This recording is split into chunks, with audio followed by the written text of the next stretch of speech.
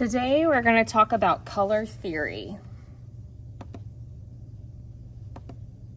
All right, so going back into the element of art, color, there's a lot that goes into it, okay? So when light hits an object, some of those wavelengths are then absorbed and some are also reflected, depending on what that object is made out of. So those reflected wavelengths are then what we perceive as the object's color. So scientifically, that is how we are able to see color. In visual arts though, color theory is a body of guidance to color mixing, so how we mix and make different colors, and the visual effects of a different color combination. So how pairing different color combinations together, like red and green, for example, and what that could mean. It helps us to make good color choices and combinations, not just in art, but also in life. So we'll go through some of those examples today as well. Another name for color is hue, and there's 3 properties of color that we'll break down today. Hue, which is the given name, value, how dark or how light a color is, and intensity, how bright or how vivid a color is. So again, the color wheel can be divided into different categories, all right? So these different categories, the first few are gonna be review. Primary are red, yellow, and blue. All of the colors from the color wheel can be made from these 3 colors, all right? Now, these 3 colors cannot be made. You cannot mix 2 colors together to form yellow, 2 colors to form blue, or 2 colors to form red. They're the most basic forms of colors.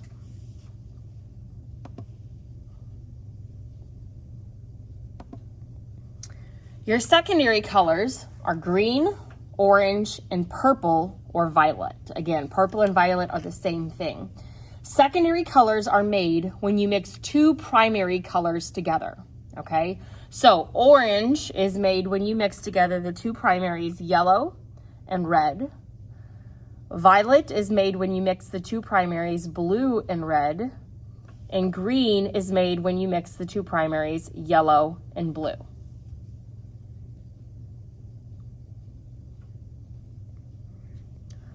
Tertiary and intermediate colors are those in-between colors. So they are smack in the middle of a primary and a secondary color, okay? So those colors include red-orange, red-violet, blue-violet, blue-green, yellow-orange, and yellow-green, all right? Now, technically, in the art term world, you should always have the primary color listed first. So for this one, if you accidentally call it green-yellow, technically it should be called and stated yellow-green. Okay, so primary color first. How these are made is when you mix a primary color, like yellow, with a close or adjacent secondary color, like green. So when you mix together yellow and green, you get a tertiary color that is called yellow-green.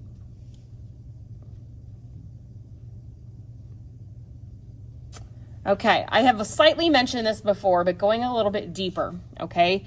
Another section on the color wheel are called complementary colors. These are colors that literally complement each other or make each other look good when they are paired together, okay? So some examples, like red, blue, and yellow, when you take those colors complements, you're gonna get green, orange, and purple, okay? So red's complement would be green,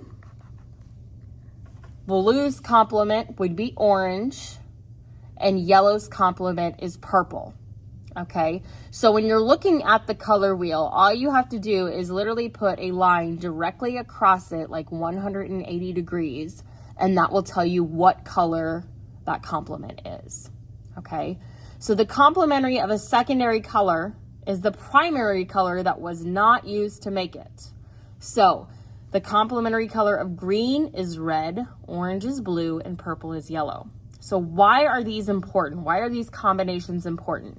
Like I mentioned earlier, a compliment is something nice to say about somebody else, okay? But when dealing with the color world, they make each other stand out and look good, okay? They make each other appear brighter or more intense. And a lot of times the shadow of an object will contain its complementary color. Like a green apple may have some red in its shadows.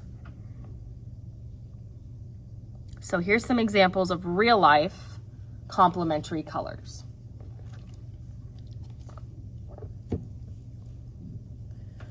Another division of the color wheel is called analogous colors.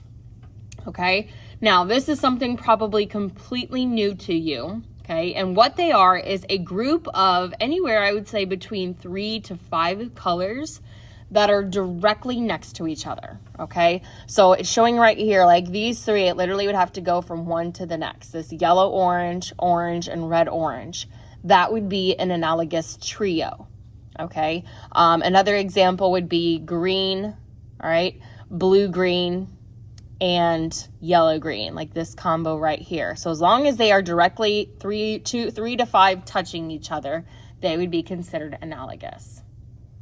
It refers to having analogy or corresponding to something in particular. So for example, if you're trying to make a flower bed of flowers, but you want them all to be the same color but look different, then you might use an analogous color set, like this variety of oranges. Here's some real world analogous color examples. And then lastly, the warm and cool colors. So we talked about this with the element color. The yellows, oranges, and reds on the color wheel would be considered your warm colors or warm tones. And your cool tones are the opposites, so your blues, greens, and purples. Okay, now with color mixing, you can also do something called tints and shades. Okay, now a tint, if you are making a tint of a color, that means that you are making a lighter version of a color. So let's look at this diagram below. You see the color yellow, and it's a pure hue. And right below it, you see tints. Okay, so if you take that color yellow and add a little bit of white, you would get, this one. Add a little bit more white to it, then it becomes this tint. A little bit more white and a little bit more white, you get this tint. Okay, so if you are trying to make, for example, a light blue sky, you would make a tint of that color. You would add white to the color blue to make a light tint or a light blue. A shade is doing the opposite. If you are trying to make a color darker, all right, you would add a little bit of black to it and it would make it a shade darker. So going with that same hue, pure hue of yellow, add a little bit of black, you get this. Add a little bit more, this color, a little bit more, and a little bit more. Now with the black color, again, this is a reminder, some of you have experienced this firsthand, a little bit of black goes a long way. So a little bit, just the very small spick of it can make it go from this shade to this to this.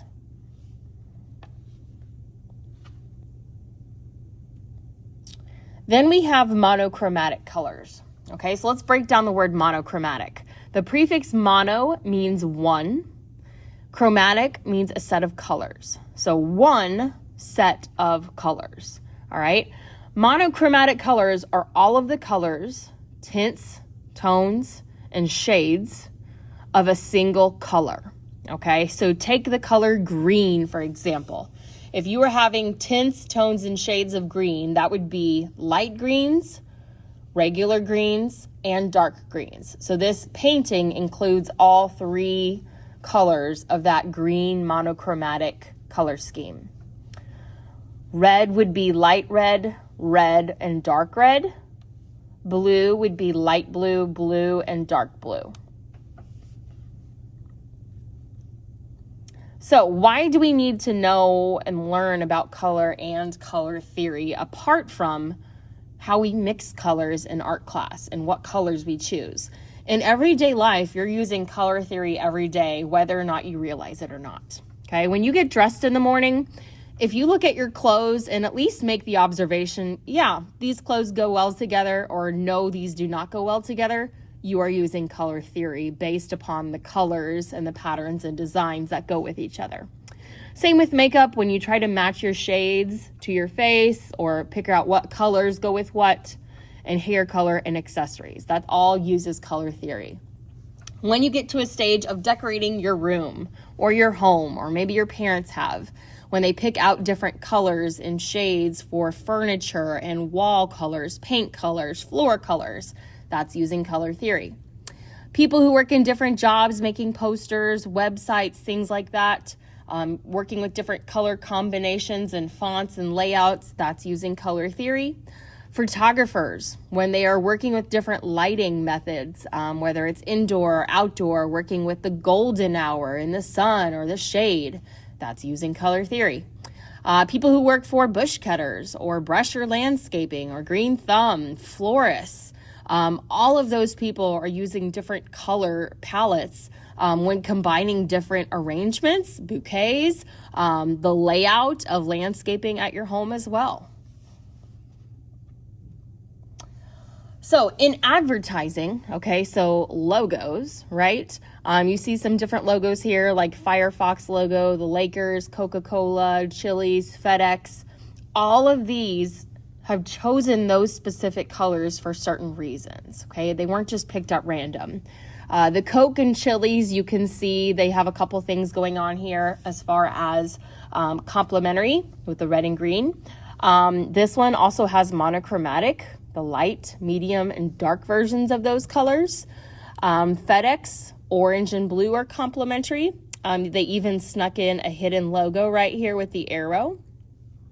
LA Lakers, yellow and purple, and the Firefox, complementary blue and orange. This even has a little bit of analogous to it, that light orange, orange, dark orange.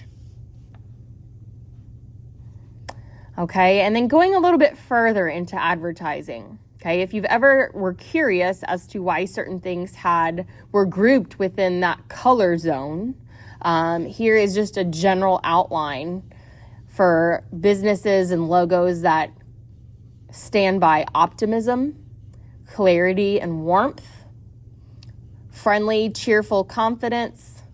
Reds associate with excitement, youthful and bold. Purple is creative, imaginative, and wise. Blue is trust, dependable, and strength. Green is peaceful, growth, and health. And gray and white are balanced, neutral, and calm.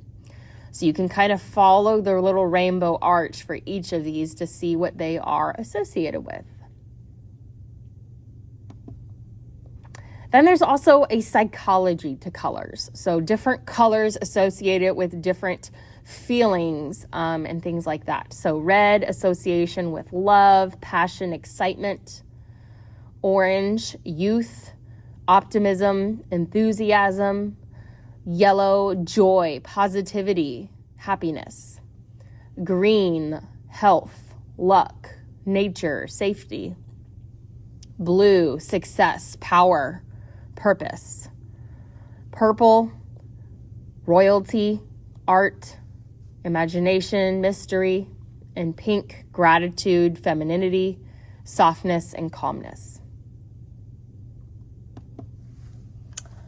And again, going into a little bit more color symbolism here, if you look at each of these colors, you see words associated with those colors. For example, if you've ever wondered why you wear black to a funeral, black is associated with death and grief.